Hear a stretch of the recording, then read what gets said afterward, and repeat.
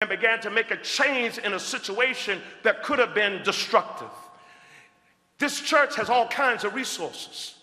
We need to take the resources we have in the midst of a country that's trying to put us down and take our resources and build us up. We have the resources to make every black bank profitable. We have the resources to make every business person in this church blessed.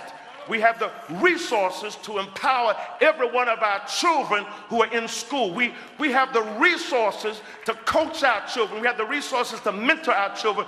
We have the resources, despite what's going on at 1600 Pennsylvania Avenue, we have the resources to make a difference.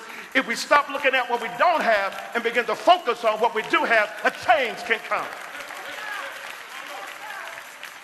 So Abigail looked at the resources she had.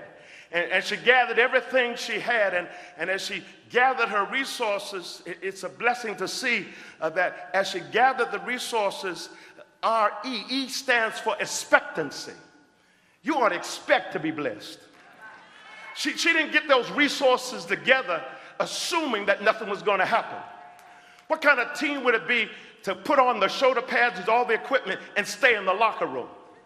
They are expecting, they're getting dressed because they're expecting to go on the field. What would it be for a woman all dressed in her wedding gown to stay in the bridal suite? She's expecting to walk down the aisle to get married. What would a farmer be to sow and not expect to get a harvest? What is a tither who tithes and does not expect to be blessed? Everybody in here, when you believe that God's going to do what he says he's going to do, you should have an expectancy because it's not based on you.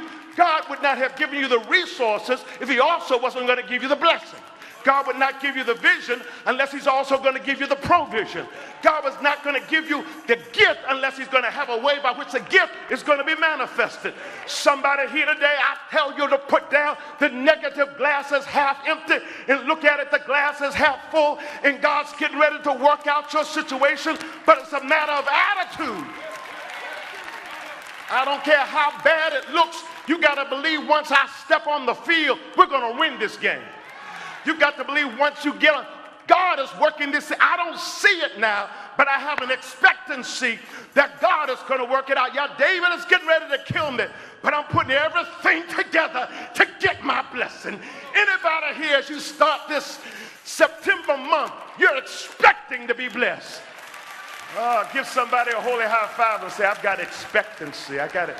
It hasn't happened yet, but I got expectancy. I don't see it yet, but I got expectancy. I don't know what's going to happen, but I know God is working it out for good. You don't talk negative to me. I've got expectancy. Don't talk about how it can happen.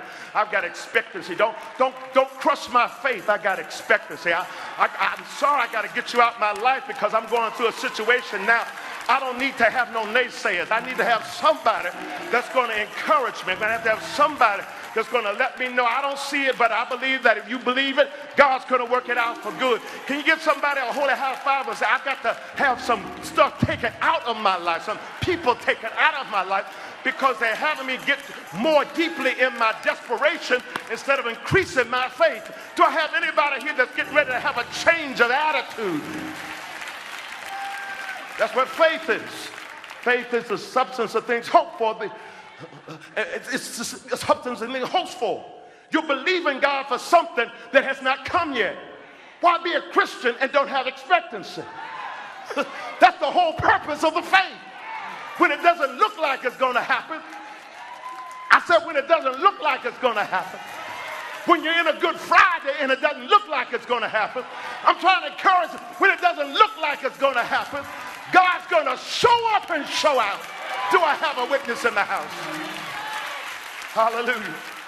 Hallelujah. Look at what she says. As she was riding her donkey into a mountain ravine, she saw David.